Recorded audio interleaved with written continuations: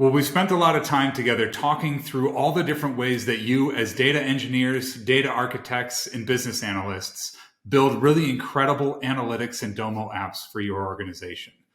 Most of the time that we've spent, we've been talking about ways that you're doing this for those within your organization. At least for me, when I ran a business intelligence team, our entire job was to serve all of the different customers and the customer-facing groups that were out and talking to our customers. We were, for all intents and purposes, a part of the G&A part of our organization. We were a cost center. And the main thing that we did was helped our different business units understand what was going on in the business and really driving from insight to action within our business. We've seen a lot of really exciting and cool trends in the industry that we want to talk about, and maybe spend the next 25 minutes just sharing how we're seeing maturity in the overall business intelligence world help make data into a profit center in your organization. And like I said, we and my business intelligence team, when I was doing that, we were a cost center. We were a part of that G&A function, but more and more, it's become simple to collect the data and deliver that as independent products that you can then sell out to your customers. This is such an exciting time for us because it's not just those technical people that have the expertise from a tech perspective, but it's the business users that understand that part of the business so well that can then use the tools at their disposal to collect that data, put that together in a way that's easily distributed to their customers, and actually generate a product from that. My name is John. I'm the Director of Business Strategy and Operations here at Domo, and I want to talk about this overall maturity that we're seeing by just kind of going through a little bit of a history lesson and talk about the history of data distribution. We'll use one of the customers in one of the organizations that I've spent some time with, and they're in the logistics business. And you may or may not know a lot about this. I certainly have learned a lot myself. But in logistics, one of the easiest ways in this customer, they were a manufacturing organization. One of their customers was a manufacturing organization, and they were building products that they wanted to ship out to their customers. And in between there, they would package up those products and send them. Well, there's a whole industry of package testing that is there to verify that when a manufacturer has built something, it shows up at the doorstep of the customer as intended. This package testing industry is really around understanding all the different things that happen to the materials, to the products, and just making sure it ends up at that destination safe and sound. They'll do things like drop tests and temperature tests and vibration tests for what might happen on a truck, but it's all testing not only the materials, but the package design. Well, our customer was starting to get more requests for just real-time access to that data. And this is where it's stuff that we've all been doing so far and not necessarily new to any one of us, but just started sending spreadsheets over email right to their customers. As they were executing their tests, they were able to collect all that data relatively simply, put that together in a way that was easily consumed, and send that out to their customers. And the greatest thing about this, at least to our customer, was it was relatively straightforward to do. They didn't need a big investment. They didn't need to spend a lot of time on a team that would then build that and share that. They could just take the data out of the testing system, put that into something like an Excel document, and send that out to their customers. I'm sure you've done this a whole bunch of times, and you're not learning anything new necessarily to find out that customers are sharing results with one another over Excel. But the interesting thing about this is that it was just already being done by the team that was there. But the hard part that they were experiencing is generally straightforward menial tasks. They were low cost to put together. Sure, they didn't need to do a lot of data engineering to build that spreadsheet, but it was just a lot of times that they would have to send that out. You can almost think through their overall project task list for doing a test and say, oh, that's right, we need to send that out to our customer at the end. And that kind of noise of the task might get just overall overwhelming as the business scales. As more and more requests came in, our customers started to feel that pain a little bit. And what they learned, they had a lot of opportunities to improve. First, not only did they have to do work on their side, but once their customer received that spreadsheet, they would have to do something as well, right? The raw data didn't necessarily put that together in a visualization that was simple to understand, or it didn't make it easier to know what that data was telling them and how they should maybe behave or do anything differently. So just in how they delivered that data, it wasn't necessarily actionable. Both had to do something. And therein lied the problem, that the value of the data that they'd been collecting was lost almost entirely due to the delivery mechanism. Just sending that data over email was helpful for a little bit, but they weren't able to actually get their customers to see all the value of that because of purely how they shared that with them. So they started looking at ways that they could start maturing that way that they shared data with one another, not just that customer, but with others. And again, most of this came from a growing demand in the number of requests. Their customers wanted not only the test results at the end of the package testing, but maybe halfway through. How are things going? What are you seeing? Are there different trends that are happening? A really interesting thing happened as they started doing this analytics, and maybe this has happened for you as well, where not only did their customers start seeing value, but they started understanding that that data was valuable to adjacent markets and to new customers of theirs that they could start sharing outside of their organization. In this case, it wasn't just those that were having their packages tested that were curious, but the packaging material manufacturers were also curious.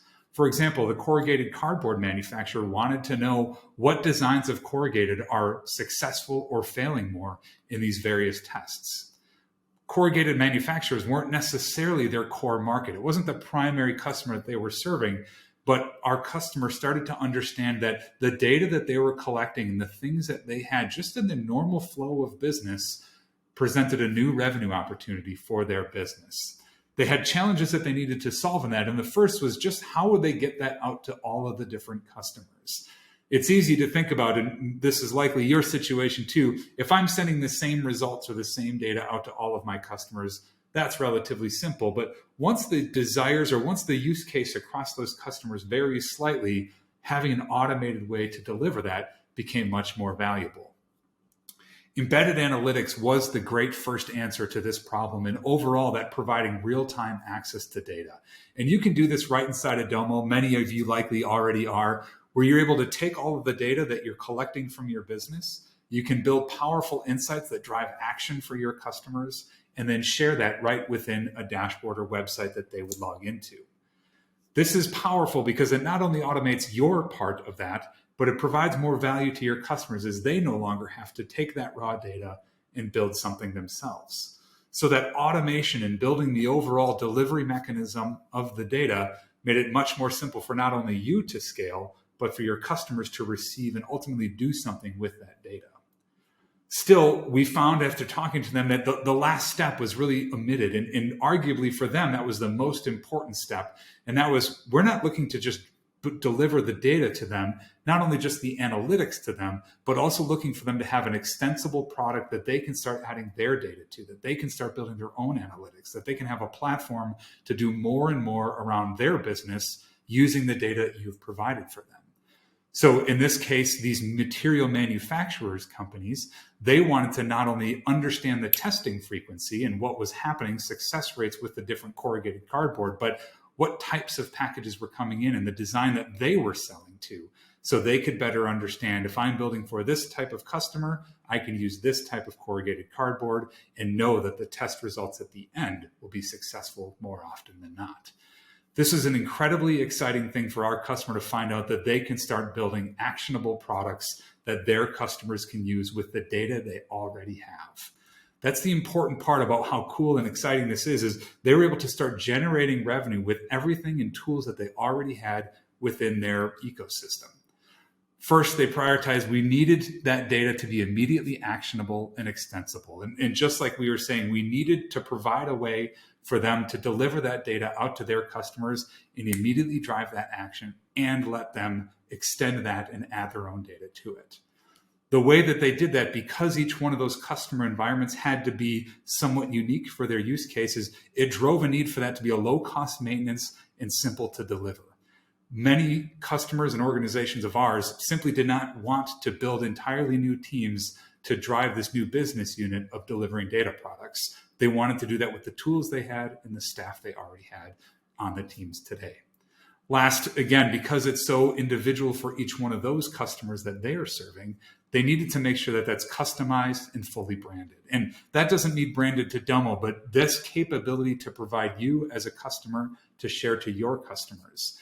UX is such an important part of the product delivery lifecycle, and that extending and being able to make that product look and feel like yours became a big part of what we made available through Domo Everywhere. So we've seen this incredible trend of more and more customers actually building data products and delivering those to their customers using the platform of Domo Everywhere. This has been across all kinds of industries and all kinds of different examples. One of them that we want to talk through, and I'm a woodworker, so I typically in any sharing of projects that I do, the idea is share the end first. And so this is typically what we see customers building, and I want to share the end first. What we're looking at is actually a website that Vitalogic made for their customers. But for anyone that's got experience within the Domo platform, you know that that middle part kind of looks a lot like Domo. And in fact, it is. What Vitalogic built was actually a portal with which to embed the entire Domo platform within. That means that every capability that you're used to using today inside your organization is then extensible and something you can deliver to your customers as you build these data products out to them. Now, the first step, and I alluded to this a little bit, is these are distinctly unique environments that you are creating and then embedding within each one of your products. So for each of your customers, you need a distinct environment, a unique environment that's secure, that has the full capability of the Domo platform, and that can deliver that capability right to your customers. Domo provides that, and actually you have the capability to build these new environments right within your product. If you remember from previous conversations or Domo Paloozas in the past, we've talked about this self-serve idea for you to create organizations, create end customer accounts that you can then share content to and deliver. Now, inside the product, you can create as many as you need. And from there, the next step is to template those to make those consistent behaviors across all the different customers. Now, again, these might look a little bit similar to you. And if you're familiar with Domo, it might look a little bit different. And really what we're seeing is the version of Domo that we are embedding inside of the product has a few set of templates applied that change the look and feel of it such that it looks more like your product. This is a combination of features that are provided and roles that are, and grants rather, that are given to users. But you can see on the left-hand side, admin and data shows up where typically it shows up at the top. This template is the core default template that's used to create every new organization that you might create inside of your product. And really what that means is every new customer that you may have, this is what that will look like for them by default. There's two things that we can talk about with that. The first is that this is just the default, and you may see features that you want to enable or change or disable based on each one of the customers that you're serving. That's definitely within the realm of possibility, and we can templatize just about anything that you would need from a feature standpoint. And the cool thing about that is it gives you an opportunity as you build products to serve and sell to your customers, an opportunity to not just build a default, but to provide more functionality to different users as they may see fit. You may have a customer ask, hey, I heard about this feature. Can I turn this on and use this? Absolutely, we can do that in each one of those environments. The other thing to note about these templates is that you don't see Domo written inside of that template at all. And this is that branding and that UX capability that we talked about before. This is a part of your product. And so we've built tools around Domo Everywhere such that you can embed this and have that look and feel like your product. Once we've got the environments created, we've made them templatized and consistent based on the needs that you have. The next thing is actually getting content out into those individual environments. And you can see right within Domo, you have capability to publish any content that you've built directly into those end customer accounts. The cool thing about this is that the very team that's used to Domo and the same capabilities that you've built within your team is building these new dashboards and visualizations and Domo apps to send out to the individual end customer accounts. Now, not all customers may get the same thing. And you may be thinking, well, I have some customers that need a core set of data, but then obviously there's other data that I need to send to them. And all of that is certainly possible within Publish. And you can send any number of content to any customer that you want and distribute that easily and simply right from the interface. So we've got the environments created. We've got the templates that it's a consistent behavior. Now we've got data that's getting sent into them. And I want to talk about how user access happens to this. There's a lot of possibilities here, but the core workflow that we see is around embedding the platform and then using Domo to provide users with the access. What that means is users aren't logging directly into Domo. Rather, they're logging into the product that you've built for them. And so here we see the Vitalogic product again. Now, the screenshot looks a little different from what we talked about earlier. And if you remember earlier, we didn't have that nav on the right-hand side for the VitalLogic product. The cool thing about what Domo Everywhere allows you to do as you're building new data products for your markets is it's completely independent of the efforts that your other teams are doing. So while the web team was building new capabilities for their product and their things that they were wanting to solve, you were able to also do the same right within Domo. And now we can merge those changes together at the same time. Let's walk through this overall user flow so we can see how users will get access. In this example, a user will log in to the product that you've built, and once she's logged in, Domo will take that credential and it will go back to the various end customer accounts that have been made to try to understand which environment that user should have access to. Domo will do that automatically through tools built into the product, and they'll understand that, yep, that last one there is the one that she should have access to, and it will embed that product seamlessly right into the overall product that you've built. So when she logs in, she gets automatically routed to the right environment. She as a user is unaware that that is a Domo environment embedded inside of the product. And all she knows is right out of the gate, logging into the product that you've made, not only is this key data available to her that's driving insights and action inside of her organization, but she can browse inside of that, add data as you see fit, start doing more and more with the platform that you've built for her, all within a productized new version of this product built on top of Domo Everywhere. The possibilities are almost endless with ways that you can do and build data products for your customers. And it may be overwhelming, like, well, how do I start? What do I want to do? And how do I get going on this overall process? I've spent my career inside of product management, and this is what I love to do. And the cool thing is this is generally a product lifecycle type problem to solve, where first you just want to do some market research. And in this context, what that means is just start asking questions of your customers, or really even if email for spreadsheets was what you've been used to doing, go back through your email. You already have the data that shows what your customers are asking for and what stuff you've been delivering and sharing out to your customers. From there, you start getting an idea of what they may be interested in. You can look at the raw data requests that they're making and assume, or maybe even make a phone call and say, hey, we sent that data. What were you doing with that? And how is that working for you?